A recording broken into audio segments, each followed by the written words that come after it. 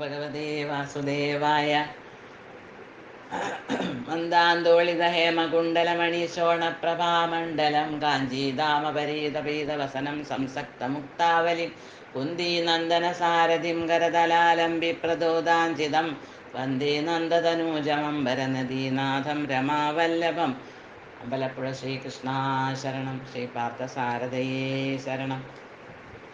എല്ലാവർക്കും ഹരിയും, എല്ലാവർക്കും നമസ്കാരം.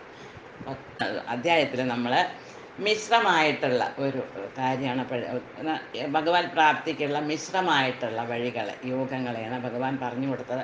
അപ്പം അർജുനന് അതിൽ കുറച്ച് ഒരു കൺഫ്യൂഷൻ എന്ന് തന്നെ പറയാം. ഏത് മാർഗം സ്വീകരിച്ചാലാണ് കൂടുതൽ എനിക്ക് ഉപയുക്തമാവുക എന്നുള്ളത്. അപ്പം അതിൽ കർമ്മയോഗത്തിനെ പറ്റി പറഞ്ഞു, ജ്ഞാനയോഗത്തിനെ പറ്റി. സാഖ്യയോഗം എന്ന് പറഞ്ഞാൽ തന്നെ അറിയാനുള്ളത് എന്നാണ് നമ്മൾ ചുരുക്കത്തിൽ മനസ്സിലാക്കേണ്ടത്. സാഖ്യത്തിന് ഒന്നും നമുക്കൊന്നും അറിയും കൂടിയില്ല, അത്രയും അർത്ഥങ്ങളാണ് അതിന്. അപ്പം ഈ മൂന്നാമത്തെ അധ്യായത്തിൽ കർമ്മയോഗത്തിനെ പറ്റിയിട്ടാണ് ഭഗവാൻ അർജുനന് പറഞ്ഞു കൊടുക്കുന്നത്. കർമ്മത്തിൻ്റെ വിധങ്ങളെ, പ്രകാരം കർമ്മം ചെയ്യണം, അതിൻ്റെ മഹത്വം, അതിനെയാണ് ഭഗവാൻ ഉപദേശിക്കുന്നത്. അപ്പം പലതരത്തിലുള്ള യോഗങ്ങളെ പറ്റി കേട്ടപ്പോൾ അർജുനന് അല്പം ഒരു ഭ്രമം എന്ന് തന്നെ വേണം പറയാൻ, അല്പം ഭ്രമം വന്നു. അപ്പം ആ മാർഗങ്ങളിൽ ഏതാണ് തനിക്ക് ഉപയുക്തമാകുക? സന്യാസം സ്വീകരിക്കാൻ തയ്യാറാണ്, പക്ഷേ ഭഗവാൻ പറയുന്നു സന്യാസം സ്വീകരിക്കേണ്ടെന്ന്. ഇതിൻ്റെ അവസാനം സന്യാസത്തിലേക്ക് എത്തും വേണം, എന്നാലല്ലേ ഭഗവത് പ്രാപ്തിയാവുള്ളൂ. അതങ്ങനെ ഒരു സംശയം വന്നു.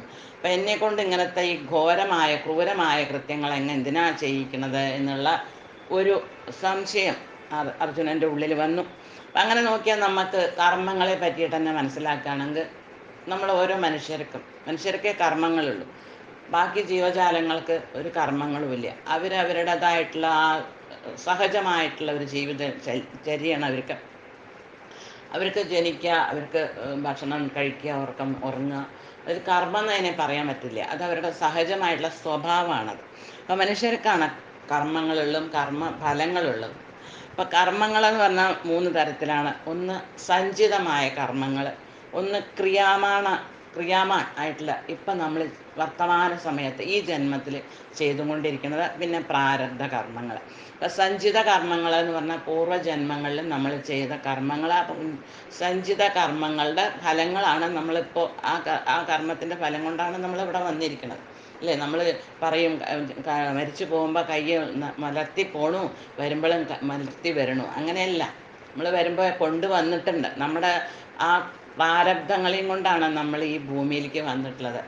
പൂർവ്വജന്മങ്ങളിലെ സഞ്ചിത പ്രാരബ്ധ കർമ്മങ്ങൾ കാരണമാണ് നമുക്ക് ഓരോ ജീവജാലത്തിനും ഈ ഭൂമിയിൽ വരേണ്ടി വരുന്നത്. അതിന് ആ പ്രാരബ്ധത്തിനെ അനുഭവിക്കാൻ മാത്രമാണ് ഈ ജീവജാലങ്ങൾക്ക് അതിനുള്ള ഒരു അവസരമുള്ളൂ.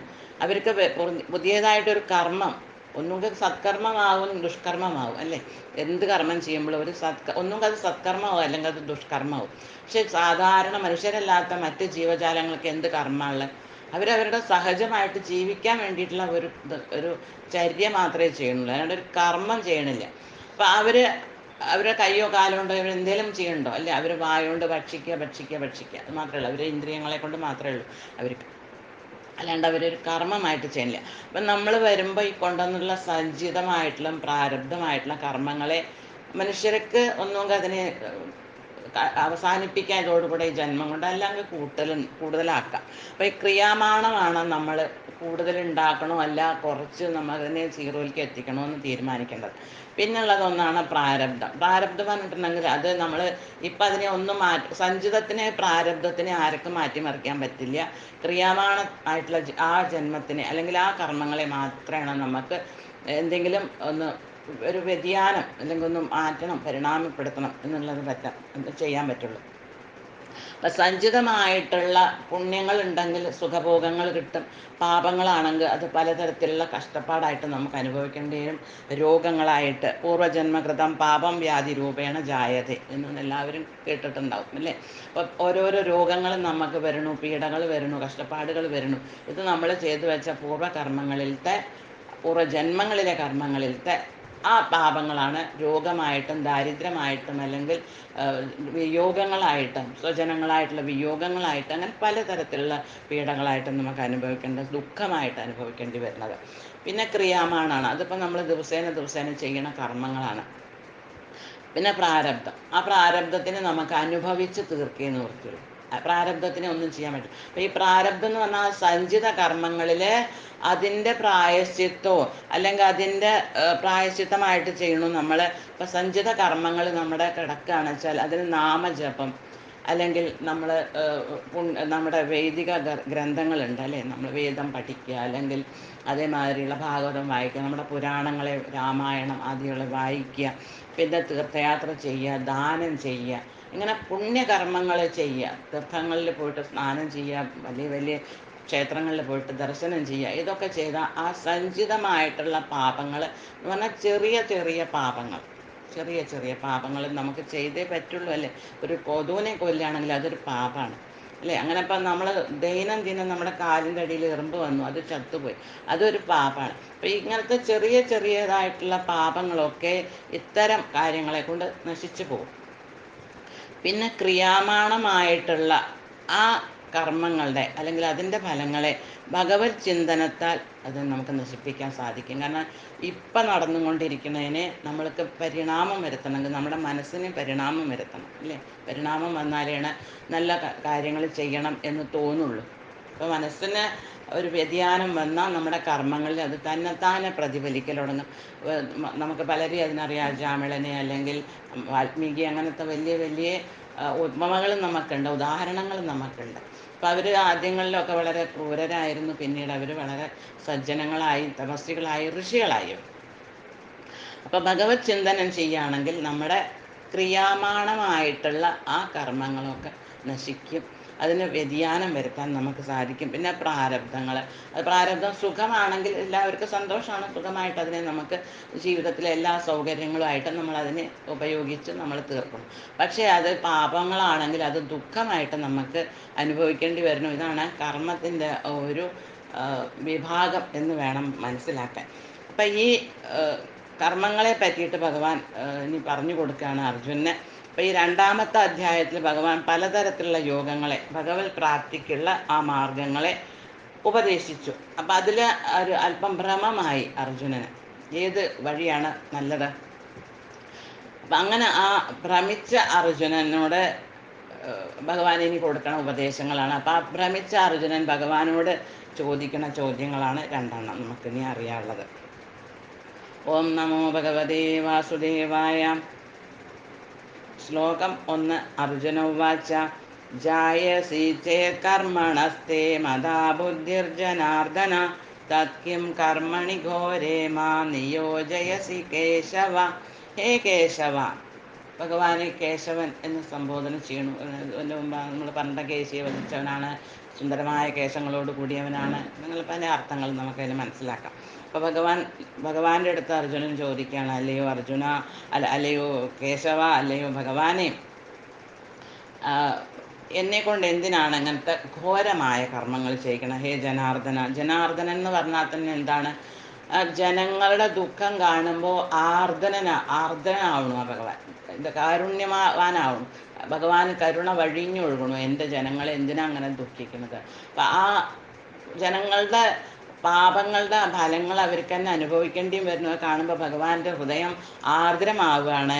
അങ്ങനത്തെ അർജുനൻ ചോദിക്കുകയാണ്, ഭഗവാനെ അങ്ങ് ജനാർദ്ദനനല്ലേ, അങ്ങ് എന്തിനാ ഇങ്ങനത്തെ വലിയ യുദ്ധത്തിനൊക്കെ എന്നെ കാരണക്കാരനാക്കണത്. ഹേ കേശവ, കർമ്മണ ഫലോദിഷ്ട, ആ കർമ്മണ എന്ന് പറഞ്ഞാൽ ഫലോദിഷ്ടമായിട്ടുള്ള കർമ്മങ്ങളെ അതിനേക്കാളും ബുദ്ധിയോഗം അല്ലെങ്കിൽ ആത്മാ തത്വത്തിനെ പറ്റി മനസ്സിലാക്കുക, ഞാൻ ഭഗവാന്റെ ഒരംശമാണ് അതാണ് ബുദ്ധിയോഗം. ബുദ്ധിജായസി, ബുദ്ധിയോഗമാണ് ശ്രേഷ്ഠതരമായത് എന്ന് അങ്ങ് പറയണ്ടായി. അങ്ങക്ക് മതാചേതത് മാം ഘോരേ കർമ്മണി, അങ്ങയുടെ അഭിപ്രായം ഇതാണ് എങ്കിൽ ബുദ്ധിയോഗം അഥവാ ആത്മചിന്തനം ചെയ്ത് ഭഗവത് പ്രാപ്തി നേടുകയാണ് ഏറ്റവും ഉത്തിഷ്ടം എന്നുള്ളത്. മറ്റ് കർമ്മഫലങ്ങളെ ഉദ്ദേശിച്ച് ചെയ്യണ കർമ്മത്തിനേക്കാളും നല്ലത് ഭഗവത് പ്രാപ്തിക്ക് എളുപ്പ വഴിയായിട്ടുള്ള ആത്മചിന്തനം ചെയ്യാണ്, അല്ലെങ്കിൽ ബുദ്ധിയോഗം ചെയ്യാണ് എന്നാണ് അങ്ങയുടെ അഭിപ്രായമെങ്കിൽ മാം ഘോരേ കർമ്മണി കിം നിയോജയസി, എന്നെ എന്തിനാണ് ഇത്ര ഘോരമായ കർമ്മങ്ങൾ ചെയ്യാൻ വേണ്ടി നിയോഗിക്കുന്നത്? എന്നെക്കൊണ്ട് എന്തിനാണ് ഇത്ര അധികം ജനങ്ങളെ വധിക്കാൻ വേണ്ടി അങ്ങ് ഉത്തരവ് ഇറക്കണത് എന്നാണ് ചോദിക്കുന്നത്. അർജുനൻ ചോദിക്കുകയാണ്, അല്ലയോ ജനാർദ്ദന, അല്ലയോ കേശവ, ഫലാകാംക്ഷയോടെ ചെയ്യുന്ന കർമ്മത്തേക്കാൾ ശ്രേഷ്ഠമാണ് ബുദ്ധിയോഗം അഥവാ ആത്മബോധം, ആത്മീയ ജ്ഞാന ചിന്തനം, ബോധം ഉദിക്കല് എന്ന് അങ്ങ് കരുതുന്നു. അങ്ങക്ക് അങ്ങനെയാണ് അഭിപ്രായമെങ്കിൽ അങ്ങ് എന്തിനാണ് എന്നെ കൊണ്ട് ക്രൂരമായ യുദ്ധത്തിന് പ്രേരിപ്പിക്കുന്നത് എന്നാണ് അർജുനൻ്റെ ഒരു സംശയം. അത് എല്ലാവർക്കും തോന്നുന്ന ഒരു സംശയമാണ് അല്ലേ, എന്തിനാ പിന്നെ ഇങ്ങനെ യുദ്ധങ്ങളും ഇതൊക്കെ ഉണ്ടാവണത് എന്ന് എല്ലാവരും ചോദിച്ചു പോകും. അപ്പം ഭഗവാൻ ശ്രീകൃഷ്ണൻ അർജുനനെ ഭൗതികമായ ഈ സംസാര ദുഃഖത്തിൽ നിന്ന് മോചിപ്പിക്കാൻ ഉദ്ദേശിച്ചും കൊണ്ടാണ് രണ്ടാമത്തെ അധ്യായത്തിൽ കുറേ ഉപദേശങ്ങൾ കൊടുത്തിട്ടുള്ളത്. കാരണം അവനവൻ്റെ കർമ്മം പൂർണ്ണമായി അത് ആ സ്വവിധിച്ചിട്ടുള്ള ഓരോ വ്യക്തിക്കും വിധിച്ചിട്ടുള്ള ആ കർമ്മം ചെയ്തിട്ടില്ലെങ്കിൽ അപ്പം നരകത്ത് പോണ്ടിയെന്ന് ഭഗവാൻ പറഞ്ഞിട്ടുണ്ട്. അപ്പം ആ ആത്മാവിൻ്റെ സ്വഭാവത്തിനെ നന്നായി വിസ്തരിച്ച് പ്രതിപാദിച്ച് കൊടുക്കുകയും ചെയ്തിട്ടുണ്ട്. അപ്പം ഇനി ഏത് കർമ്മമാണ്, അല്ലെങ്കിൽ ഇതൊക്കെ പാപത്തിലേക്ക് വഴി തെളിക്കുന്നതാണ് വെച്ചാൽ എന്നെക്കൊണ്ട് ഈ ഘോരമായ കർമ്മം എന്തിനാ ചെയ്യിക്കണത് എന്നുള്ള ഒരു സംശയം ആരാണെങ്കിലും അത് ഉദിക്കും. അത്തരത്തിൽ അർജുനും ഒരു അഭിപ്രായം ഉദിച്ചു എന്ന് മാത്രം. വ്യാമിശ്രേണേവ വാക്യേന ബുദ്ധിമോഹയസീവ മേ തദേകം വദ നിശ്ചിത്യ യേന ശ്രേയോഹമാപ്നുയാം.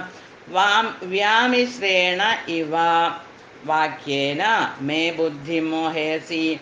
വ്യാമിശ്രേണ ഇവ എന്ന് പറഞ്ഞാൽ ഭ്രമിപ്പിക്കുന്നത്, അല്ലെങ്കിൽ രണ്ട് തരത്തിലും അതിനെ നമുക്ക് അർത്ഥമെടുക്കാം, ദ്വയ അർത്ഥമായിട്ട്. ഭഗവാന്റെ ചില സമയങ്ങളിൽ ഭഗവാൻ അങ്ങനത്തെ വാക്കുകൾ ഉപയോഗിച്ചിട്ടുണ്ട്. നമുക്കറിയാം, ആ പാഞ്ചാലിയുടെ കുട്ടികളെ അശ്വത്ഥാമാവ് വധിച്ചു അല്ലേ, രാത്രി വന്നിട്ട് ആ കുട്ടികളുടെ കഴുത്തറുത്തിട്ട് തലയും കൊണ്ട് പോയി അത് ദുര്യോധനന് സമ്മാനിച്ചു. അപ്പം ആ സമയത്ത് ഭഗവാന്റെ അടുത്ത് ചോദിച്ചു, ഞാൻ എന്താണ് ചെയ്യേണ്ടതെന്ന് അർജുനൻ. അപ്പം എന്താന്ന് പറഞ്ഞാൽ ഇവനെ പിടിച്ചു കെട്ടിക്കൊണ്ട് വന്നു, ഇനി എന്ത് ചെയ്യണം, ഇവനെ വധിക്കണോ അതോ ഇവനെ വിട്ടയക്കണോ ചോദിച്ചാൽ ഒരു വിഭാഗം പറയണു വിട്ടയക്കാന്ന്, പാഞ്ചാലി യുധിഷ്ഠിരാദികളൊക്കെ പറയണു വിട്ടയക്കുക. പക്ഷേ ഭീമൻ പറയണു, അല്ലെങ്കിൽ മറ്റ് സഹോദരങ്ങൾ പറയണു, അല്ല വിട്ടയക്കാൻ പറ്റില്ല, അങ്ങനെ എങ്ങനെ ഇവനെ വിട്ടയക്കുക, ഇവനെ വധിക്കണം എന്ന്. അപ്പം ഇനി അപ്പം എന്താ ആര് പറയണതാ കേൾക്കണ്ടെന്ന് ചോദിച്ചപ്പോൾ ഭഗവാൻ പറയുണ്ടായി, അർജുന, ബ്രഹ്മബന്ധുവിനെ വധിക്കാൻ പാടില്ല, ഇതൊരു ബ്രാഹ്മണനാണ്, ബ്രാഹ്മണനെ വധിക്കാൻ പാടില്ല, ആത്തത്തായിയെ വധിക്കും വേണം. ഇത് രണ്ടും ഒരു വ്യക്തിയാണ്. അപ്പം ഇത് എങ്ങനെ ഒരു വ്യക്തി ഇത് രണ്ടും വധിക്കാണ്ടിരിക്കുകയും ചെയ്യുക എന്നുള്ള ഒരു ധർമ്മസങ്കടത്തിൽ അന്ന്. പക്ഷേ അന്ന് ഭഗവത്ഗീത കേട്ടതിൻ്റെ ശേഷമായിരുന്നു. അത് കാരണം ഭഗവാൻ എന്താണ് ഉദ്ദേശിക്കണമെന്നുള്ളത് അർജുനൻ നന്നായിട്ട് അറിയായിരുന്നു. അത് കാരണമാണ് അയാളെ അവിടുന്ന് അപമാനിച്ചിട്ട് ആ ശിഖയൊക്കെ മുറിച്ചു, അല്ലെങ്കിൽ ആ മണിയൊക്കെ എടുത്തു, അങ്ങനെ അവിടുന്ന് തള്ളി, സഭയിൽ നിന്ന് ഒരാളെ തള്ളി പറഞ്ഞയക്കുക അല്ലെങ്കിൽ അപമാനിച്ച് പറഞ്ഞയക്കുക അയാളെ വധിച്ചതിന് സമമാണ്.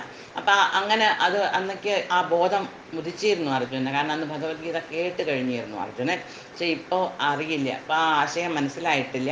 അപ്പം ആ ഭ്രമിക്കണ ഉപദേശങ്ങളാണ് അങ്ങ് എനിക്ക് തരണത് എന്നാണ് പറയണത്. അപ്പം വ്യാമിശ്രേണേവ ഇവ ഭ്രമിപ്പിക്കണ വാക്യേന വാക്യങ്ങളെ കൊണ്ട് മേ ബുദ്ധി മോഹയസി, എൻ്റെ ബുദ്ധിയെ അങ്ങ് മോഹിപ്പിക്കുന്നു എന്നാണ് എനിക്ക് തോന്നുന്നത്. ഏന അഹം ശ്രേയമാപ്നുയാം. ഏതൊന്നു കൊണ്ടാണോ എനിക്ക് ശ്രേയസ്സിനെ പ്രാപ്തിയാക്കാൻ സാധിക്കുക, തദേകം നിശ്ചിത്യവധ, അതിനെ ആ ഒറ്റ കാര്യത്തിന് എനിക്ക് എന്തിനാണ് ശ്രേയസ് എന്നുള്ള ആ ഒരൊറ്റ അഭിപ്രായം അങ്ങ് പറയണം, നിശ്ചയിച്ചിട്ട് പറയണം, ഉറപ്പാക്കിയിട്ട് പറയണം.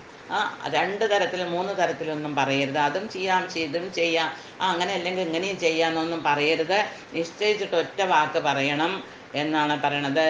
അത് പറഞ്ഞ് എനിക്ക് മനസ്സിലാക്കി തന്നാലും എന്നാണ് അർജുനൻ ഭഗവാനോട് പറയണത്. രണ്ടർത്ഥങ്ങൾ എടുക്കാം, ശരിയും ആയിട്ട് എടുക്കാം, തെറ്റായിട്ട് എടുക്കാം എന്നുള്ള ആ ഉപദേശങ്ങളാൽ അങ്ങ് എൻ്റെ ബുദ്ധിയെ അമ്പരിപ്പിക്കരുത്. ഞാനിപ്പോൾ അമ്പരന്ന് നിൽക്കുകയാണ്, പരിഭ്രമിച്ച് നിൽക്കുകയാണ്, എന്ത് ചെയ്യണമെന്ന് എനിക്ക് മനസ്സിലാവണില്ല എന്നാണ് അർജുനൻ്റെ ആ ഒരു ചോദ്യം. അപ്പം എനിക്ക് ഏറ്റവും ശ്രേയസ്കരമായത് എന്താണ് എന്ന് അങ്ങ് തീർത്ത് പറഞ്ഞു തരണം എന്നാണ് തൻ്റെ ഗുരുവായിട്ട് അവിടെ മുമ്പിൽ നിൽക്കണ ഭഗവാന്റെ അടുത്ത് അർജുനൻ്റെ അപേക്ഷ. അപ്പോൾ ഭഗവാൻ പറയാണ്, ശ്രീ ഭഗവാൻ വാച ലോകേ അസ്മിൻ ദ്വിവിധാ നിഷ്ഠ പുരാ പ്രോക്ത മയാ നഘ ജ്ഞാനയോഗേന സാഖ്യാനാം കർമ്മയോഗേന യോഗിനാം. അപ്പോൾ ശ്രീ ഭഗവാൻ ഉവാച, ശ്രീ ഭഗവാൻ പറയാണ്, ഹേ അനഘ, പാപരഹിതനായിട്ടുള്ള അർജുന, അസ്മിൻ ലോകേ സാഖ്യാനാം ജ്ഞാനയോഗേന. അസ്മിൻ ലോകെ, ഈ ലോകത്തിൽ എന്ന് പറഞ്ഞാൽ ഈ ഭൂമിയിൽ രണ്ടു തരം ആൾക്കാരാണ്. ഒന്ന് സാഖ്യയോഗത്തിനെ ആശ്രയിച്ചിട്ട് മുക്തി നേടുന്ന അല്ലെങ്കിൽ മുക്തിക്ക് പ്രയത്നിക്കുന്ന കൂട്ടരാണ്. വേറൊരു കൂട്ടർ യോഗത്തിനെ അല്ലെങ്കിൽ ഭക്തി യോഗത്തിനെ അല്ലെങ്കിൽ അഷ്ടാംഗ യോഗത്തിനെ ഒക്കെ ആശ്രയിച്ചിട്ട് മുക്തിക്ക് വേണ്ടി പ്രയത്നിക്കുന്ന ആൾക്കാരാണ്. ഭഗവാൻ തന്നെ പറഞ്ഞിട്ടുണ്ട്, കുറച്ച് കഴിഞ്ഞാൽ പറയും, ഭഗവാൻ പറയും, സാഖ്യയോഗവും ഭക്തിയോഗവും വേറെ വേറെ എന്ന് വിചാരിക്കരുത്, അത് ബാലന്മാരുടെ സ്വഭാവമാണെന്ന്. കാരണം ഇതിൻ്റെയൊക്കെ ലക്ഷ്യം ഭഗവത് പ്രാപ്തിയാണ്, ഇതിൻ്റെ എല്ലാം അടിസ്ഥാനവും ഭക്തിയാണ്. പക്ഷേ കുറച്ച് വ്യത്യാസം കാരണം കൊണ്ട് ഇതിനെ ഓരോ പേരിട്ട് വിളിക്കണം, അത്രയേ ഉള്ളൂ. കർമ്മയോഗത്തിൽ എന്താ ഭഗവാൻ പറയണത്, എല്ലാ കർമ്മങ്ങളും ചെയ്തിട്ട് ഫലം എനിക്ക് സമർപ്പിച്ചാൽ മതി, അഷ്ടാംഗയോഗത്തിൻ്റെ ഒന്നും ആവശ്യമില്ല. അപ്പം അങ്ങനെ ഈ ലോകത്തിൽ അസ്മിൻ ലോകെ, ഈ ലോകത്തിൽ സാഖ്യാനാം ജ്ഞാനയോഗേന, സാഖ്യന്മാരായിട്ടുള്ള ആത്മജ്ഞാനികളായിട്ടുള്ളവർ ജ്ഞാനയോഗം അനുസരിച്ചിട്ടും യോഗിന കർമ്മയോഗേന, യോഗികൾ അഷ്ടാംഗ യോഗാദികൾ ചെയ്തിട്ടുള്ള അത്തരം ഭക്തന്മാർ കർമ്മയോഗേന ഭക്തിയുക്ത കർമ്മയോഗം ഭക്തിയുക്ത കർമ്മയോഗം എങ്ങനെയാവുക? കർമ്മം ചെയ്യും, പക്ഷെ അതിൻ്റെ ഫലത്തിന് സ്വന്തത്തിന് യാതൊരു ആസക്തിയില്ല, കർമ്മഫലത്തിനോട് താല്പര്യമില്ലാണ്ട് കർമ്മങ്ങളെല്ലാം നിഷ്ഠയോടുകൂടി ചെയ്തിട്ട് ശ്രീകൃഷ്ണാർപ്പണമസ്തു, ആ കർമ്മത്തിൻ്റെ ഫലം ഭഗവാന് വിട്ടുകൊടുക്കും. അപ്പം അങ്ങനത്തെ ആ കർമ്മയോഗികളായിട്ടുള്ള ഭക്തിയുക്ത കർമ്മയോഗം അനുസരിച്ചിട്ട് ഭഗവത് പ്രാപ്തിക്ക് പ്രയത്നിക്കുന്നവരും ദ്വിവിധ, അത്തരത്തിലുള്ള രണ്ട് വിധത്തിലുള്ളവരുണ്ട്. നിഷ്ഠാമയ പുരാ പ്രോക്ത, അങ്ങനെ നിഷ്ഠയിൽ എന്നെ പ്രാപ്തി ചെയ്യാൻ വേണ്ടി പ്രയത്നിക്കുന്നവർ രണ്ട് വിഭാഗക്കാരുണ്ട് എന്ന് ഞാൻ നിനക്ക് ആദ്യം പറഞ്ഞു തന്നിട്ടുണ്ട് അർജുന എന്നാണ് ഭഗവാൻ പറയണത്. ഇപ്പം ഭഗവാൻ പറയാണ്, അല്ലയോ പാപരഹിതനായിട്ടുള്ള അർജുന, തത്വജ്ഞാനപരവും അനുഭവമാത്രവുമായിട്ടുള്ള ഊഹാപോഹങ്ങളെന്ന് പറഞ്ഞിട്ടുണ്ടെങ്കിൽ ഇതിൽ ആത്മജ്ഞാനം അഥവാ തത്വജ്ഞാനപരമായിട്ടുള്ള അല്ലെങ്കിൽ അഥവാ അതിനെ വേദാന്തങ്ങളിൽ പറഞ്ഞ വിധിപ്രകാരമുള്ള, വേദത്തിൽ അല്ലെങ്കിൽ വേദാന്തത്തിലൊക്കെ പറഞ്ഞിട്ടുള്ള വിധിപ്രകാരം ചെയ്യുന്ന ആ കർമ്മങ്ങൾക്ക്, ആ വേദത്തിൽ പറഞ്ഞിട്ടുള്ളതിനനുസരിച്ചിട്ട് അനുമാനപ്രകാരം, അത് അനുമാനം മാത്രമേ ഉള്ളൂ, ഇതിൻ്റെ ഫലമൊന്നും ആർക്കും കിട്ടില്ല. അപ്പോൾ യജ്ഞം ചെയ്തു, അതിൻ്റെ ഫലം ഉടനെ പഴയ കാലങ്ങളിൽ കിട്ടിയിരുന്നു, ഇപ്പൊന്നും കിട്ടില്ല അല്ലേ, ചിലപ്പോൾ അടുത്ത ജന്മമായിരിക്കാൻ കിട്ടുക. അപ്പം അനുമാനപ്രകാരം സേവനം അനുഷ്ഠിക്കുന്ന ഒരു വിഭാഗക്കാരുണ്ട്. വേദാന്തങ്ങളിലൊക്കെ പറഞ്ഞിട്ടുള്ള അതിന് അപ്രകാരം അത് കാര്യങ്ങളൊക്കെ ചെയ്യും. എന്നിട്ട് അവർ ഭഗവത് പ്രാപ്തിക്ക് വേണ്ടിയിട്ട് അവർ പ്രയത്നിക്കും. അങ്ങനത്തെ ഒരു വിഭാഗമുണ്ട്. അല്ലെങ്കിൽ പിന്നെ പ്രത്യക്ഷം അഥവാ ഭക്തിയോടെ ആ ഭഗവാന്റെ വചനങ്ങളിൽ മാത്രം വിശ്വസിച്ചിട്ട് താൻ ഭഗവാന്റെ അംശമാണ്, ഞാൻ ഭഗവാന്റെ ഒരു അംശമാണ് എന്നുള്ള ആ വിചാരത്തോടു കൂടെ ആ പരമാത്മാവിൻ്റെ ആജ്ഞ നിറവേറ്റലാണ്. ഒരു അംശമാവുമ്പോൾ എന്താണ്, ഒരു പുത്രൻ്റെ കടമ എന്താണ്? തൻ്റെ പിതാവിൻ്റെ ആജ്ഞകളെ നിറവേറ്റുക, ഇതാണ് പുത്രൻ്റെ ഒരു കടമ. അപ്പം അതേമാതിരി എല്ലാവരുടെയും ജഗത്തിൻ്റെ തന്നെ പിതാവായിട്ടുള്ള ഭഗവാന്റെ അംശമാണ് ഞാൻ. അപ്പോൾ ഭഗവാന്റെ ആജ്ഞ നിറവേറ്റലാണ് എൻ്റെ കർമ്മം, എൻ്റെ കർത്തവ്യം എന്നുള്ള ആ ബോധത്തോടെ പൂർണ്ണ സമർപ്പണത്തോടെ സേവനം അനുഷ്ഠിക്കുന്നവരും ഇവർ രണ്ട് കൂട്ടരും മോക്ഷപ്രാപ്തിക്കായിട്ട് പ്രയത്നിക്കുന്നവരാണ് എന്നാണ് ഭഗവാൻ അർജുനൻ്റെ അടുത്ത് പറയണത്. ന കർമ്മണാം അനാരംഭ നൈഷ്കർമ്മ്യം പുരുഷോസ്നുതേ ന ച സന്യസനാദേവ സിദ്ധിം സമധിഗച്ഛതി.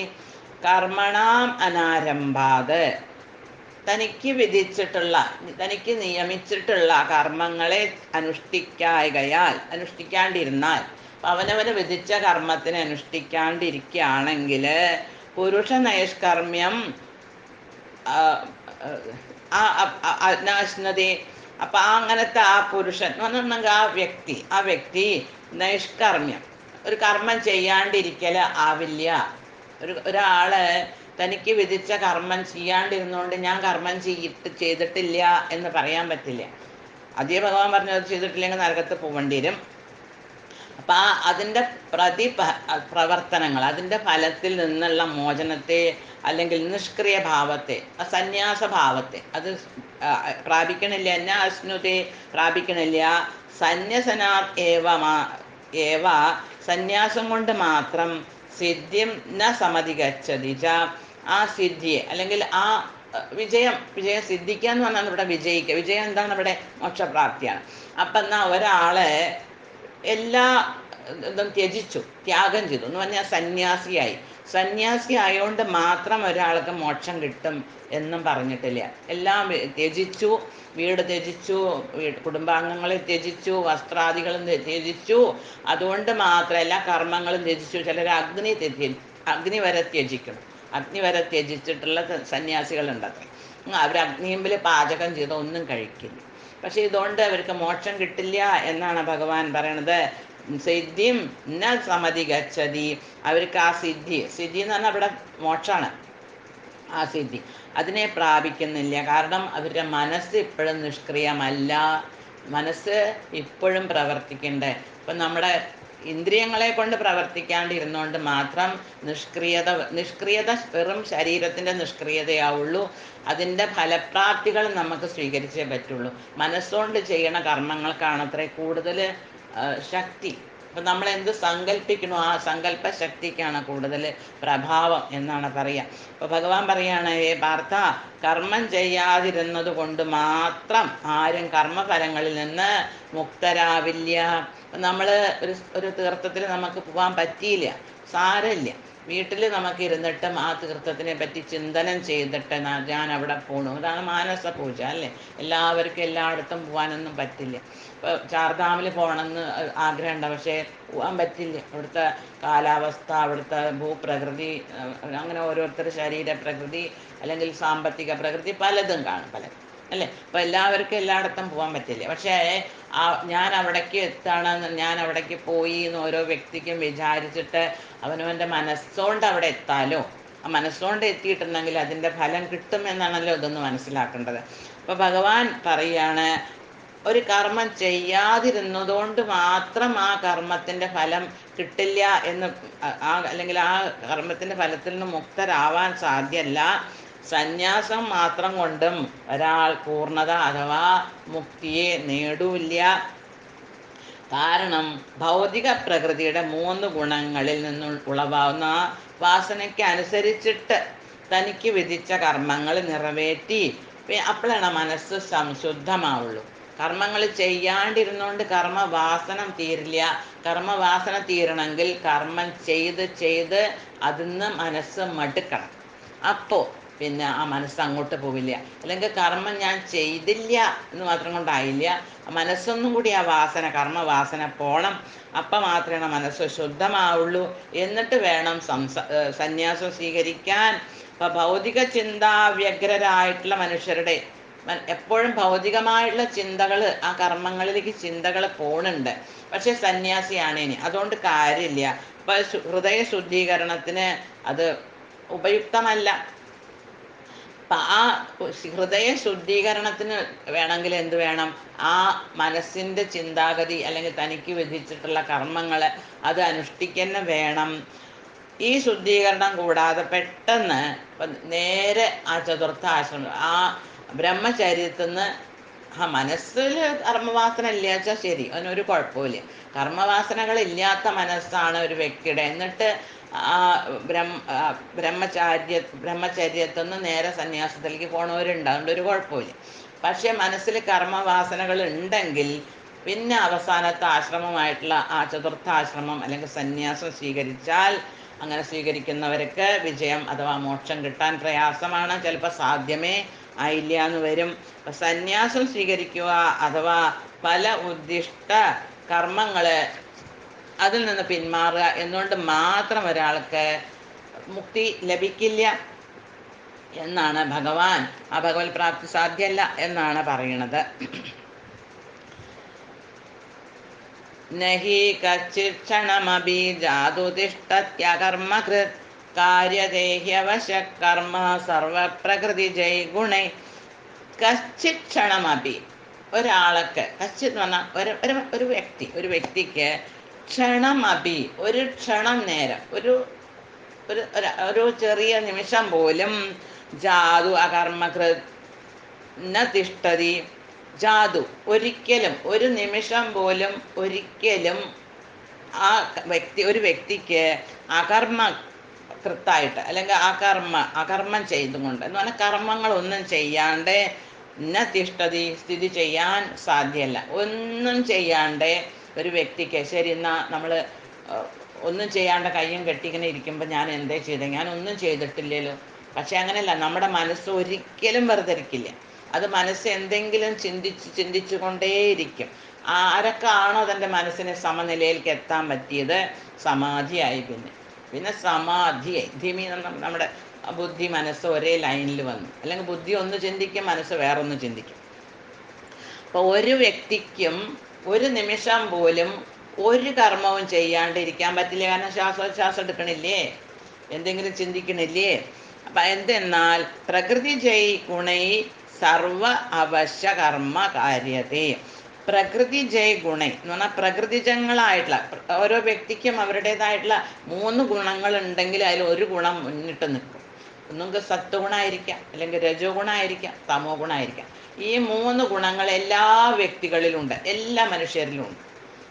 പക്ഷേ ചിലർക്ക് സത്വഗുണം കൂടുതലായിരിക്കും, ചിലർക്ക് രജോ ഗുണം കൂടുതലായിരിക്കും, ചിലർക്ക് തമോ ഗുണം കൂടുതലായിരിക്കും. പക്ഷെ ആ ഏത് ഗുണമാണോ കൂടുതൽ നിൽക്കുന്നത് അതിനനുസരിച്ച് കർമ്മം ചെയ്യാനാവും താല്പര്യം. അതാണ് പ്രകൃതിജങ്ങളായിട്ടുള്ള ഗുണങ്ങൾ. അത് എപ്പോഴും ഒരേ മാതിരി ആവുമെന്ന് പറയാൻ പറ്റില്ല.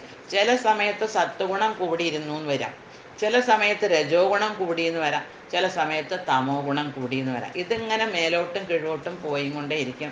നമ്മുടെ ഹാർട്ടിൻ്റെ കണ്ടിട്ടില്ലേ, ECG എടുത്തുണ്ടെങ്കിൽ അത് മേപ്റ്റം കേട്ട്. അപ്പം ചില സമയത്ത് രജോ ഗുണമായിരിക്കാം കൂടുതൽ. അപ്പോൾ ഓരോ രജോ ഗുണ പ്രവർത്തനങ്ങൾ ചെയ്യാനുള്ള താല്പര്യം ഉണ്ടാവും. ചില സമയത്ത് സത്വഗുണമായിരിക്കാം. പൊതുവെ പറയുക, രാത്രി സമയങ്ങളിൽ തമോ ഗുണം കൂടുതലാവും, രാവിലെ സത്വഗുണം കൂടുതലാവും, പകല് കുറച്ച് ഉച്ചയ്ക്ക് രജോ ഗുണം കൂടും. നമ്മൾ അപ്പോൾ ഓരോന്ന് പ്രവൃത്തി ചെയ്യണം അല്ലേ. അപ്പം അതാണ് ബ്രഹ്മമുഹൂർത്തത്തിൽ എണീക്കുക, എന്നിട്ട് കുളിക്കുക, ആ ഭഗവാന്റെ കാര്യങ്ങൾ, ആത്മീയ കാര്യങ്ങൾ, ആധ്യാത്മിക കാര്യങ്ങളിൽ ഏർപ്പെടുക. അപ്പം സത്വഗുണം ഒരു വ്യക്തിയുടെ ആ മനസ്സിൽ കൂടുതലുണ്ടാവും എന്നാണ് പറയപ്പെടുക. അപ്പം അങ്ങനെ ഓരോ വ്യക്തിക്കും ഒരു കർമ്മം ചെയ്യാണ്ട് ഒരിക്കലും വെറുതെ ഇരിക്കാൻ സാധ്യമല്ല. കാരണം ആ പ്രകൃതിജങ്ങളായിട്ടുള്ള ഗുണങ്ങളാൽ എല്ലാവരും അവശകർമ്മം കാര്യത, അവരവശരാണ്. കാരണം അവർ നിർബന്ധിതരാവുകയാണ് ആ കർമ്മം ചെയ്യാൻ വേണ്ടിയിട്ട്. അപ്പം ആ പ്രകൃതിയിൽ നിന്ന് അവർക്ക് കിട്ടിയിട്ടുള്ള ഗുണങ്ങൾക്കനുസരിച്ചിട്ടുള്ള കർമ്മം ചെയ്യാൻ അവർ നിർബന്ധിതരാവുകയാണ്. അപ്പം ഭൗതിക പ്രകൃതിയുടെ ത്രിഗുണങ്ങളിൽ നിന്നുള്ളവാകുന്ന സത്വരജ തമോ വാസനകൾക്കനുസരിച്ചിട്ട് ഓരോ മനുഷ്യനും കർമ്മം ചെയ്യാൻ നിർബന്ധിതനാണ്. ആർക്കും ഒരൊറ്റ നിമിഷം പോലും കർമ്മങ്ങളിൽ നിന്ന് ഒഴിഞ്ഞു നിൽക്കാൻ സാധ്യമല്ല. അപ്പം കർമ്മേന്ദ്രിയങ്ങളെ നിയന്ത്രിച്ചാലും വിഷയങ്ങളിൽ മനസ്സിനെ വ്യാപരിക്കുന്നതിന് എത്ര നേരം ഒരാൾക്ക് തടഞ്ഞു നിർത്താൻ പറ്റും? മനസ്സറിയാണ്ട് വഴുതി ആ വിചാരങ്ങളിലേക്ക് പോകും. രജോ ഗുണിയാണെങ്കിൽ രജോ ഗുണ വിചാരങ്ങളിലേക്ക് പോകും, സത്വഗുണിയാണെങ്കിൽ സത്വഗുണം കർമ്മല്ലേ, അപ്പം അതിലേക്ക് പോവും. അപ്പം ഒരാൾക്കും അതൊന്ന് പിന്തിരിപ്പിക്കാൻ തൻ്റെ മനസ്സിനെ സാധ്യമല്ല. സ്വയം ഭ്രമിച്ചവരാവും പിന്നെ അവർ. ഞാൻ അതിനെ, എൻ്റെ ഇന്ദ്രിയങ്ങളെ എല്ലാത്തിനെയും, എൻ്റെ മനസ്സിനെയൊക്കെ ഞാൻ പൂർണ്ണമായിട്ട് എൻ്റെ നിയന്ത്രണത്തിലാണ് എന്നുള്ളതൊരു വെറും ഭ്രമം മാത്രമാണ്, അതൊരു കാപട്യം മാത്രമാണ് എന്നാണ് ഭഗവാൻ പറയുന്നത്. അങ്ങനത്തെ ആരുമില്ല എന്ന് നമുക്ക് പറയാൻ പറ്റില്ല. അങ്ങനത്തെ ഒരു ധാരാളം ഉണ്ടായിരിക്കും, ഋഷികളും മുനികളും ഉണ്ടല്ലോ. പക്ഷേ സാധാരണക്കാരിൽ പെട്ടെന്ന് ചാടിയിട്ട് നമ്മളൊക്കെ കേട്ടിട്ടുണ്ടല്ലേ, എത്ര ദിവസം കൊണ്ട് ധ്യാനം പഠിപ്പിക്കാം, 1 മണിക്കൂർ കൊണ്ട് ധ്യാനം പഠിപ്പിക്കാം, 1 ദിവസം കൊണ്ട് ധ്യാനം പഠിപ്പിക്കാം അല്ലേ. കാരണം ധ്യാനം പഠിപ്പിക്കാൻ എളുപ്പമാണ്. കാരണം ചാമ്പ്രമണിഞ്ഞിരിക്കുക, കണ്ണടയ്ക്കുക, 2 കൈയിന് നേരം ഇങ്ങനെ വിരലും ഉള്ള വിരലും ചൂണ്ടാണി വിരലും കൂട്ടിയിരിക്കുക, എന്നിട്ട് ഇങ്ങനെ നിങ്ങൾ ശ്വാസോച്ഛ്വാസത്തിലേക്ക് ശ്രദ്ധിക്കൂ എന്ന് പറയാം. പക്ഷേ ശ്വാസോച്ഛ്വാസത്തിലേക്ക് ആ മനസ്സ് എത്ര നേരം ശ്രദ്ധിക്കും എന്നുള്ളതാണ്. 2 മിനിറ്റോ 1 മിനിറ്റോ ഒക്കെ തന്നെ വലിയ കാര്യവും. പക്ഷെ അതിനെ അഭ്യാസമായിട്ട് അതിനെ പ്രാക്ടീസ് ചെയ്തിട്ടുണ്ടെങ്കിൽ കൂടുതലാക്കാൻ പറ്റും. അപ്പം അതിന് ഒരു വ്യക്തി തന്നെ തുനിഞ്ഞ് പുറപ്പെടേണ്ടി വരും. അല്ലാണ്ട് അതിൻ്റെ മുമ്പേ തന്നെ ഞാൻ ഇരിക്കാൻ പഠിച്ചു എന്ന് മാത്രം പറഞ്ഞുകൊണ്ട് എനിക്ക് എൻ്റെ ധ്യാനം പഠിച്ചു എന്ന് പറയാൻ പറ്റില്ല. അങ്ങനെ നമ്മൾ വിചാരിക്കുന്നത് നമ്മുടെ ഒരു ഭ്രമമാണ്, വെറും കപടതയാണ് എന്നാണ് ഇവിടെ പറയണത്. കർമ്മേന്ദ്രിയാണി സംയമ്യായ ആസ്തേ മനസാ സ്മരൻ ഇന്ദ്രിയാർത്ഥാൻ വിമൂഢാത്മാ മിഥ്യാചാരസ ഉച്യതേ. വീണ്ടും ഭഗവാൻ പറയാണ്, കർമ്മേന്ദ്രിയാണി, യാതൊരു എന്ന് പറഞ്ഞാൽ ഏതൊരു വ്യക്തി 5 കർമ്മേന്ദ്രിയങ്ങളെ, ഇപ്പം നമുക്ക് 5 കർമ്മേന്ദ്രിയങ്ങളുണ്ട്, 5 ജ്ഞാനേന്ദ്രിയങ്ങളുണ്ട് അല്ലേ. അത് കണ്ണ്, ചെവി, ഇതൊക്കെ ജ്ഞാനേന്ദ്രിയങ്ങളാണ്, നമുക്ക് കാര്യങ്ങളെ പറ്റി മനസ്സിലാക്കി തരും അല്ലേ. അതുമാതിരി മൂക്ക്, അപ്പം നമുക്ക് ഒരു മണം നമുക്ക് മനസ്സിലാക്കി തരുന്നു, നല്ലതാണോ ചീത്തയാണോ ഏതിൻ്റെയാണോ. പക്ഷേ രസനയ്ക്ക് 2 പണിയുണ്ട് അല്ലേ. വാഗിന്ദ്രിയമാണ്, അത് രസനയാണ്, നമ്മുടെ സ്വാദുകളെ മനസ്സിലാക്കി തരുന്നു, നമുക്ക് സംസാരിക്കാനുള്ള കഴിവ് തരുന്നു. അപ്പോൾ അത് വാഗിന്ദ്രിയായിട്ടുള്ള, അപ്പോൾ അത് കർമ്മേന്ദ്രിയത്തിലായി. രസനയാകുമ്പോൾ അത് ജ്ഞാനേന്ദ്രിയായി. പിന്നെ ത്വച്ച, അങ്ങനെ നോക്കിയിട്ടുണ്ടെങ്കിൽ നമ്മുടെ ഈ പഞ്ചേന്ദ്രിയങ്ങൾ ഇതിൽ ത്വച്ച ഉണ്ട്, മുഖത്ത് ജ്ഞാനേന്ദ്രിയങ്ങളിലല്ലേ. പിന്നെ കണ്ണുണ്ട്, ചെവിയുണ്ട്, മൂക്കുണ്ട്, എല്ലാം.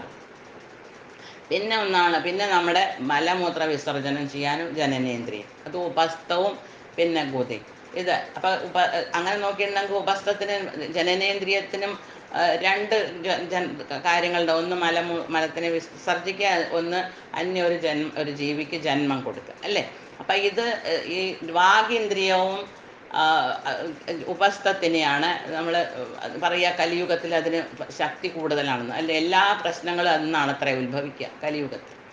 അപ്പോൾ കാരണം വാക്കുന്നാണ് എല്ലാ പ്രശ്നങ്ങൾക്കും ഉത്ഭവം ഉണ്ടാകും. നമ്മൾ അതിന് 2 തരത്തിലും നമുക്ക് ഉപയോഗിക്കാം, നല്ലതായിട്ട് ഉപയോഗിക്കാം, ചീത്തയായിട്ട് ഉപയോഗിക്കാം. അപ്പം അങ്ങനത്തെ ഈ കർമ്മേന്ദ്രിയങ്ങളെ സംയമിച്ചിട്ട് മനസ്സാ ഇന്ദ്രിയാർത്ഥാൻ സ്മരൻ, മനസ്സുകൊണ്ട് വിഷയാൻ, ആ ഇന്ദ്രിയ വിഷയങ്ങളെ സ്മരിക്കുന്നവനായിട്ട്. മനസ്സാ ഇന്ദ്രിയാർത്ഥാൻ എന്ന് പറഞ്ഞാൽ മനസ്സുകൊണ്ട് ഇന്ദ്രിയത്തിൻ്റെ അർത്ഥം എന്താണ്? വിഷയങ്ങളാണ്, അതിൻ്റെ സമ്പത്ത്. ഇന്ദ്രിയങ്ങളുടെ അർത്ഥം എന്ന് പറഞ്ഞാൽ എന്താണ്? അതിൻ്റെ സമ്പത്ത് വിഷയങ്ങളാണ് അല്ലേ. വിഷയങ്ങളെ സ്മരനാസ്തേ, സ്മരിക്കുന്നവനായി സ്ഥിതി ചെയ്യുന്നുവോ. വിമൂഢാത്മാസ മിഥ്യാചാര ഉച്യതേ. അത്തരക്കാര് ആരാണ്? വിമൂഢാത്മാ, വിമൂഢനാണ് എന്ന് പറഞ്ഞെങ്കിൽ വെറും കാപട്യ അല്ലെങ്കിൽ ഭ്രമിച്ചവനാണ്, സ്വയത്തിൽ ഭ്രമിച്ചവനാണ്, വിമൂഢനാണ്. സ ഉച്യത എന്ന് പറയപ്പെടുന്നു. അവൻ മിഥ്യാചാരനാണ്, കപടനാട്യക്കാരനുമാണ്, മൂഢനുമാണ് എന്ന് പറഞ്ഞാൽ വെറും ബോധമില്ലാത്തവനാണ് എന്ന് വേണമെങ്കിൽ മൂഢനാണെന്ന് മനസ്സിലാക്കാം. അപ്പം അത് കാരണം ഭഗവാൻ പറയുകയാണ്, ഇവിടെ കർമ്മേന്ദ്രിയങ്ങളെ നിയന്ത്രിച്ചാലും വിഷയങ്ങളിൽ മനസ്സിനെ വ്യാപരിപ്പിച്ചു കൊണ്ടിരിക്കുന്നവൻ. ശരിയാണ്, നമ്മൾ ധ്യാനം ചെയ്താണെന്നും കുറച്ചു നേരമൊക്കെ ശ്രദ്ധയിൽ മനസ്സിനെ നമ്മൾ സൂക്ഷിക്കും അല്ലെ, നിയന്ത്രിക്കും. പക്ഷെ ഇത് എപ്പോഴാണ് മനസ്സ് ചാടിയിട്ട് വിഷയങ്ങളിലേക്ക് പോണതെന്ന് ആർക്കും മനസ്സിലാവില്ല. കുറച്ച് കഴിയുമ്പോഴാവുക ഞാൻ ഇതൊക്കെ ചിന്തിക്കുകയായിരുന്നു എന്നുള്ള വിചാരം വരിക. അപ്പം അങ്ങനെ ആ മനസ്സിനെ വിഷയങ്ങളിൽ വ്യാപരിപ്പിച്ചു കൊണ്ടിരിക്കുന്നവൻ സ്വയം ഭ്രമിച്ചവനാണ്, അന്യരെയും ഭ്രമിപ്പിക്കുകയാണ്, കപടനാട്യവുമാണ് എന്നാണ് ഭഗവാൻ പറയണത്. യസ്റ്റിന്ദ്രിയാണി മനസാ നിയമ്യാരഭതേ അർജുന കർമ്മേന്ദ്രിയേ കർമ്മയോഗം അസക്താ സ വിശിഷ്യതേ. തു അർജുന, യാതൊരുവനാവട്ടെ, ഹേ അർജുന, അല്ലയോ അർജുന, തു ഏതൊരുവനാവട്ടെ, ഇന്ദ്രിയാണി മനസ്സാ നിയമ്യ, ഇന്ദ്രിയങ്ങളെ മനസ്സ് ഇന്ദ്രിയങ്ങളെ നിയന്ത്രിച്ചു, കൂട്ടത്തിൽ തൻ്റെ മനസ്സിനെ നിയന്ത്രിച്ചു. അപ്പം മനസ്സുകൊണ്ട് ഇന്ദ്രിയങ്ങളെ നിയന്ത്രിക്കുകയാണ് അവിടെ ചെയ്യണത്. കാരണം ഇന്ദ്രിയങ്ങൾക്ക് സ്വയമായിട്ട് യാതൊരു കർമ്മം ചെയ്യാനുള്ള കഴിവില്ല. അത് മനസ്സ് പ്രേരിപ്പിക്കുന്നുണ്ടെങ്കിൽ മാത്രമേ ആ ഇന്ദ്രിയം ആ കർമ്മം ചെയ്യുള്ളൂ, അല്ലേ? അല്ല, മനസ്സ് സംയമത്തിലാണ് ഒരു കൈ പോയിട്ടോ കാല് പോയിട്ടോ എന്തെങ്കിലും ചെയ്യും? ഒന്നും ചെയ്യില്ല. അപ്പം നടക്കണം എന്ന് ആ കാലിന് ആഗ്രഹം ഉണ്ടെങ്കിലാണ് അത് പറയാൻ അതിന് നടക്കാൻ പറ്റില്ല. അതിനെ നടത്താൻ ആരാണ്? മനസ്സ് പറയണം, എനിക്ക് ഇന്നോടത്ത് പോകണം. അപ്പം കാലിന് സ്വന്തമായിട്ടൊരു അഭിപ്രായത്തിൽ അത് നടന്നു പോവില്ല. മനസ്സാണ് അതിനെ കൊണ്ടുപോകണം. അത് ആ കാല എന്നുള്ള കർമ്മേന്ദ്രിയത്തിന് ഒരു പ്രവർത്തനശീലമാക്കുക ആരാണ്? മനസ്സാണ്. അപ്പം ആ മനസ്സിനെ സംയമിച്ചിപ്പിച്ചിട്ട് മനസ്സുകൊണ്ട് ആ ഇന്ദ്രിയങ്ങളെ അടക്കി. അതിൻ്റെ മുമ്പ് എന്തായിരുന്നു? മനസ്സടങ്ങിയിട്ടില്ല. അത് കാരണം കൈയും കാലിനെയൊക്കെ ബുദ്ധി നിയന്ത്രിച്ച് വെച്ചിട്ടുണ്ടെങ്കിലും പക്ഷേ മനസ്സ് നടന്നു പോകുന്നുണ്ട്.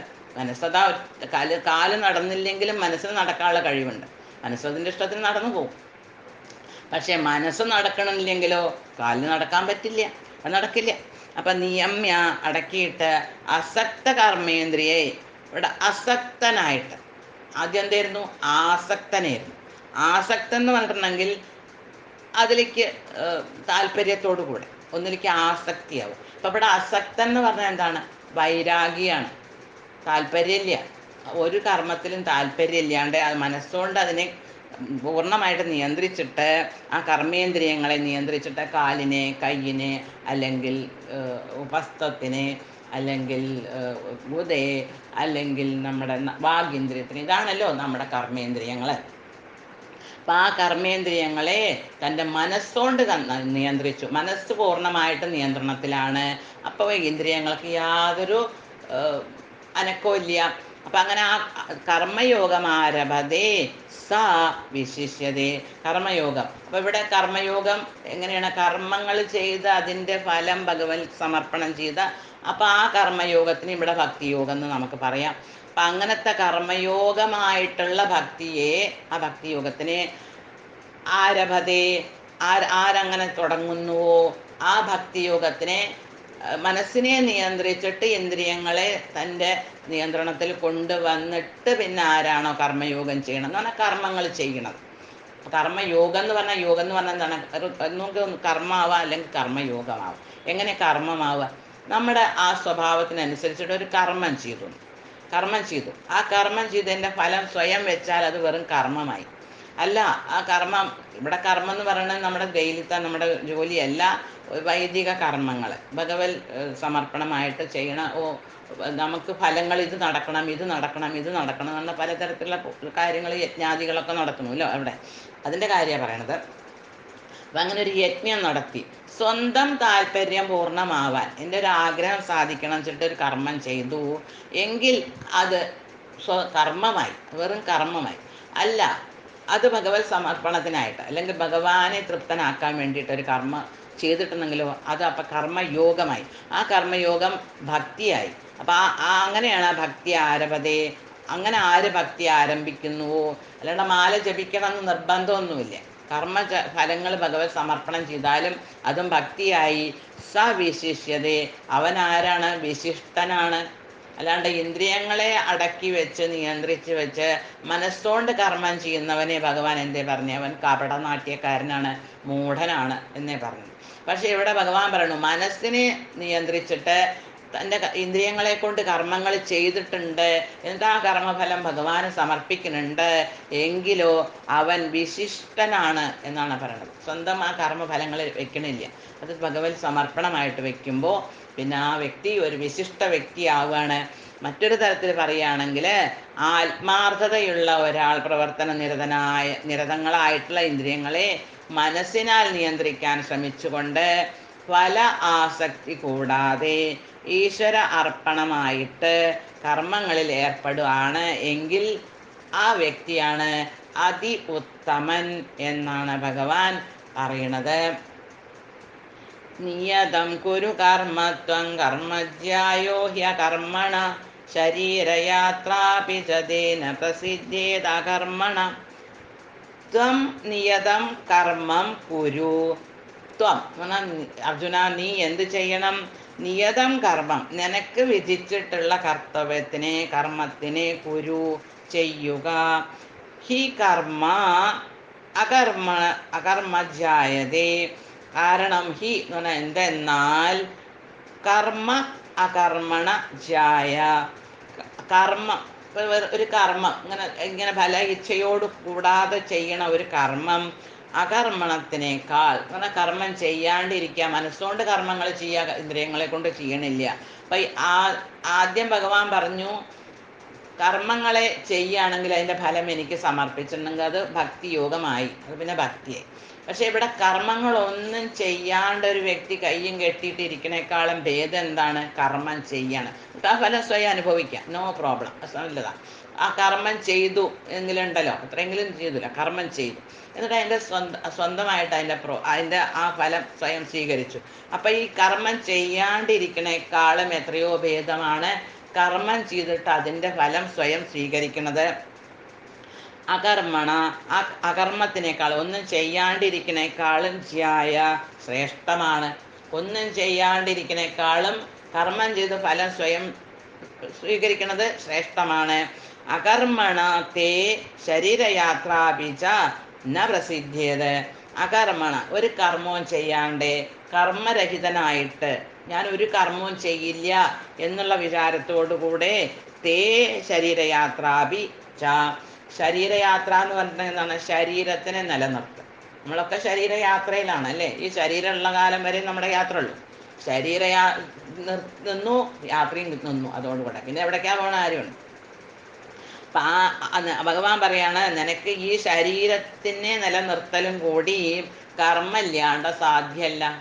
പിന്നെ ശ്വാസോച്ഛ്വാസം, ഭക്ഷണം കഴിക്കല്, വെള്ളം കുടിക്കല്, വിസർജനങ്ങൾ, ഇതെല്ലാം ചെയ്തല്ലേ ഒരു മനുഷ്യൻ്റെ ശരീരം നിലനിർത്താൻ പറ്റുള്ളൂ അല്ലേ? രോഗം വന്നാൽ അതിനുള്ള ഉപചാരം ചെയ്യണം. അപ്പം ഒരു മനുഷ്യന് ഒരു കാര്യവും ചെയ്യാണ്ട് തൻ്റെ ശരീരത്തിനെ നിലനിർത്താനും കൂടി സാധ്യമല്ല. ഇപ്പം കർമ്മം ഏത് തരത്തിലായിക്കോട്ടെ, വൈദിക കർമ്മമായിക്കോട്ടെ, ദൈനംദിന കർമ്മമായിക്കോട്ടെ, കർമ്മം എല്ലാ വ്യക്തിക്കും ചെയ്തേ പറ്റുള്ളൂ. അപ്പം അവനവന് വിധിച്ചിട്ടുള്ള കർമ്മം ചെയ്യണം എന്നാണ് ഭഗവാൻ പറയണത്. ഒരു കർമ്മവും ചെയ്യാണ്ട് നിഷ്ക്രിയനായിട്ടിരിക്കണേക്കാളും ശ്രേഷ്ഠമാണ് കർമ്മം ചെയ്യൽ. കർമ്മം ഇരിക്കണവർക്ക് സ്വന്തം ശരീരത്തിനും കൂടി നിലനിർത്താനുള്ള കഴിവുണ്ടാവില്ല. യജ്ഞാർത്ഥ കർമ്മണോന്യത്ര ലോകോയം കർമ്മ ബന്ധന തദർത്ഥം കർമ്മ കൗന്ദേയ മുക്തസംഗ സമാചര. യജ്ഞാർത്ഥാത്, ഇനി ഒരടി കൂടി ഉയർന്ന് എന്ന് പറഞ്ഞാൽ ഉത്കൃഷ്ടമായ കർമ്മത്തിലേക്കാണ് ഭഗവാൻ പറയണത്. ഇതുവരെ നിർകൃഷ്ടമായ കർമ്മമാണ്, ഇപ്പോൾ ഉത്കൃഷ്ടമായ ഫലം സ്വന്തം. ഏറ്റവും നികൃഷ്ടമായത് എന്തായിരുന്നു? ഒരു കർമ്മവും ചെയ്യാണ്ടിരിക്കുക. പിന്നെ അതിനേക്കാളും കുറച്ചും കൂടി ഒരു പടി നല്ല കർമ്മത്തിലേക്ക് എന്ന് പറഞ്ഞാൽ കർമ്മം ചെയ്യുക, അതിൻ്റെ ഫലം സ്വയം അവന് അനുഭവിക്കുക.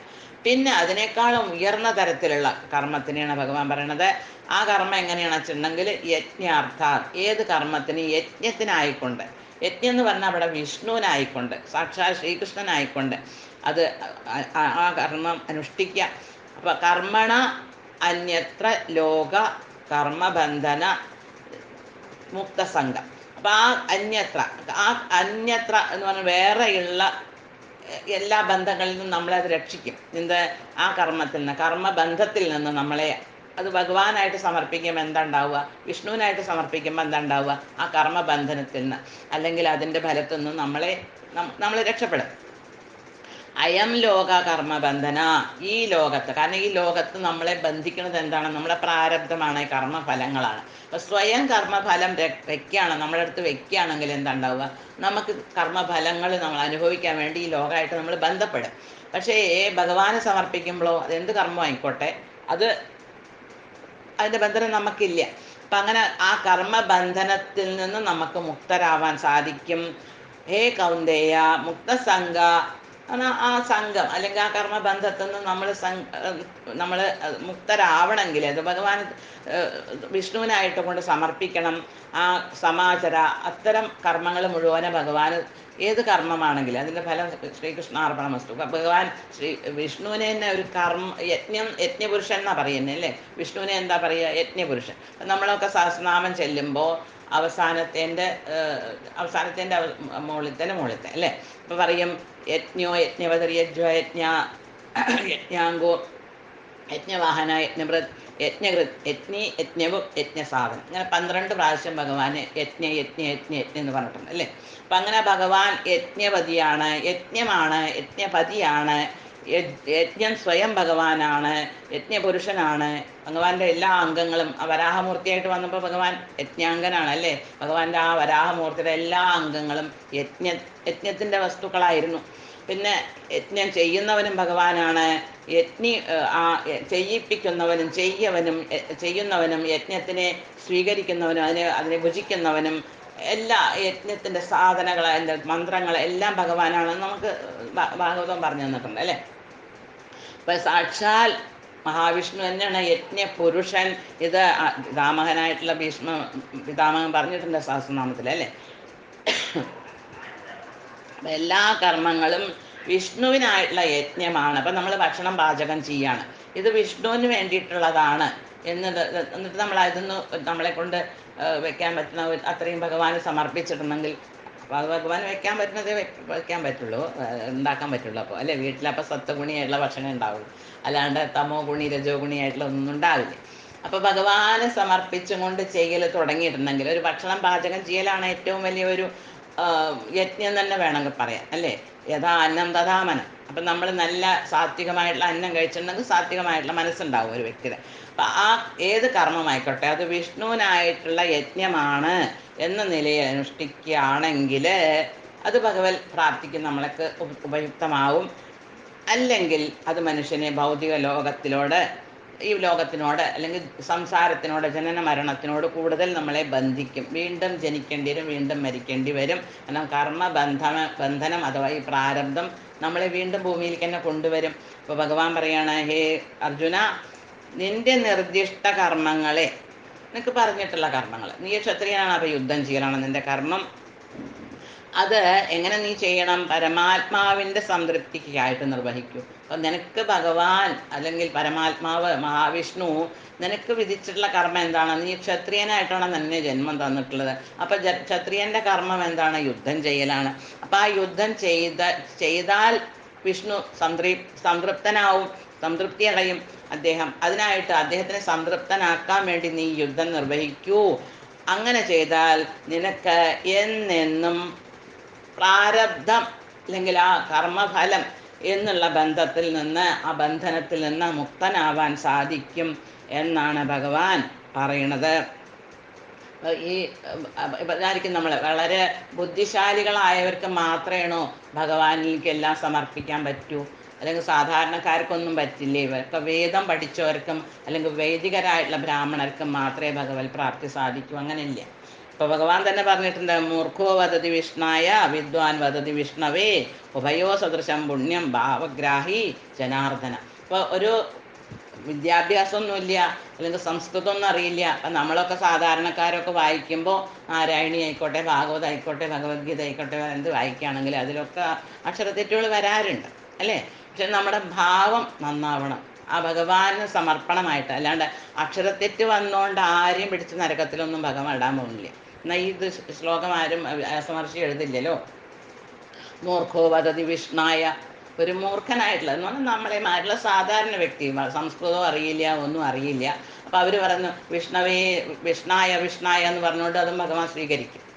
അപ്പോൾ വിഷ്ണവേ, അപ്പോൾ പക്ഷേ സംസ്കൃതമൊക്കെ പഠിച്ചിട്ടുള്ള ഒരു വൈദിക ബ്രാഹ്മണനായിട്ടുള്ള വ്യക്തി എങ്ങനെ പറയും? വിഷ്ണവേ നമ എന്ന് പറയും. ഭഗവാൻ അതും സ്വീകരിക്കും. അപ്പോൾ ഉഭയോ സദൃശം പുണ്യം, ഉഭയം എന്ന് പറഞ്ഞാൽ രണ്ടെന്നാണല്ലോ അർത്ഥം. അപ്പം രണ്ടിൻ്റെയും പുണ്യം സദൃശമാണ്, സമമാണ്.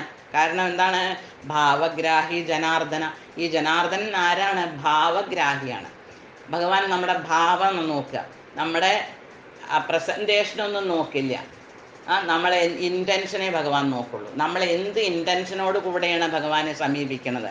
വല്ല സ്വാർത്ഥ താല്പര്യങ്ങളോ അന്യനെ ദ്രോഹിക്കാനോ വല്ലതും താല്പര്യമുണ്ടോ എന്നാൽ ഭഗവാനെ നോക്കണം.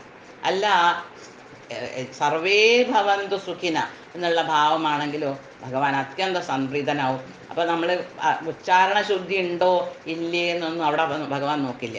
ഭാവം എന്താണ്, അല്ലേ? നമുക്കറിയാം. അല്ലെങ്കിൽ ഭഗവാൻ ആ ശബരി കൊടുത്തിട്ടുള്ള ആ കടിച്ചിട്ടാണ് കൊടുത്തത് അല്ലേ? ആ ഓരോ ഫലങ്ങൾ അല്ലേ? കാട്ടിൽ കിട്ടണ എന്താ അതിന് പറയുക, എന്തൊരു തരം ഫലം ഉണ്ടല്ലോ ഇവിടെയൊക്കെ, അതിന് നമ്മൾ പറയും ബോറെന്ന് പറയും അല്ലേ? അപ്പം ആ ഫലങ്ങളെ മധുരമുള്ളത് മാത്രം രാമന് കൊടുത്തു. രാമൻ അത് വളരെ സന്തോഷത്തിൽ മേടിച്ച് കഴിച്ചു അല്ലേ? അതേമാതിരി നമ്മൾ കേട്ടിട്ടുണ്ടാവും, വിതുരാണിയുടെ വീട്ടിൽ പോയി, വിതുരൻ്റെ ഭാര്യയുടെ വീട്ടിൽ അടുത്ത് പോയപ്പോൾ അവിടെ പഴം തൊലിച്ചിട്ട് ആ ഭഗവാനോടുള്ള ഭാവത്തിൽ, പ്രേമഭാവത്തിൽ, ആ വാത്സല്യ ഭാവത്തിൽ അതിലങ്ങോട്ട് മുഴുകിയിട്ട് പഴത്തിൻ്റെ തോല അത്രേ എല്ലാം കൃഷ്ണന് വായിൽ വെച്ച് കൊടുത്തത്. ഭഗവാൻ അത് വാങ്ങി സുഖമായിട്ട് ഭക്ഷിച്ചു. എന്നാൽ പഴമൊക്കെ താഴെ ഇട്ടു, തോലാണെന്നുള്ള ഭാവത്തിൽ താഴെ ഇട്ടു അത്ര എല്ലാ പഴം. അങ്ങനെ വിതുരർ പുറത്തുനിന്ന് വന്ന് കാണുന്ന എന്താണ്, പഴമൊക്കെ ഇതാ താഴെ കിടക്കണു, തോലിതാ അങ്ങനെ വായിൽ കൊടുക്കണു, തിന്നണു. അപ്പോൾ ഭാര്യയെ തടഞ്ഞു നിർത്തി, നീ എന്താ ഈ ചെയ്യണത്? നിനക്ക് ബോധം എവിടെ, നീ എന്താ കൊടുക്കണത് എന്ന് വെച്ചപ്പോൾ ഭഗവാൻ പറഞ്ഞു അത്രേ, അങ്ങനെയല്ല, ഇത്ര സ്വാദ് ഞാൻ പണ്ട് ആ ശബരിയുടെ ആ ഫലം കഴിക്കുമ്പോഴാണ് എനിക്ക് ഇത്രയും രുചി വന്നുള്ളൂ. അതിൻ്റെ ശേഷം ഞാൻ ഇപ്പോഴാണ്, കാരണം അതാണ് ഭഗവാൻ ഭാവഗ്രാഹിയാണ് എന്ന് പറയുന്നത്. ഭഗവാൻ നമ്മളുടെ ഉച്ചാരണമോ അല്ലെങ്കിൽ നമ്മുടെ പ്രസൻറ്റേഷൻ, നമ്മൾ എത്ര നന്നായിട്ട് അലങ്കരിക്കേണ്ടെന്നല്ല, അതല്ല അതിൻ്റെ അർത്ഥം. പക്ഷേ നമ്മളുടെ നിന്ന് ചെറിയ ചെറിയ ത്രുട്ടി വന്നതൊന്നും ഭഗവാൻ കണക്കാക്കില്ല, നമ്മുടെ ഭാവം ശരിയാണ്. അല്ലാണ്ട് അവിടെ വിദ്വാനാണോ അല്ലെങ്കിൽ ഒരു മൂർഖനാണോ ഇതൊന്നല്ല, ആരുടെ മനസ്സാണ് ശുദ്ധം, നിഷ്കളങ്കം, ഇതാണ് ഭഗവാൻ ശ്രദ്ധിക്കുള്ളൂ. ഓം നമോ ഭഗവതേ വാസുദേവായ.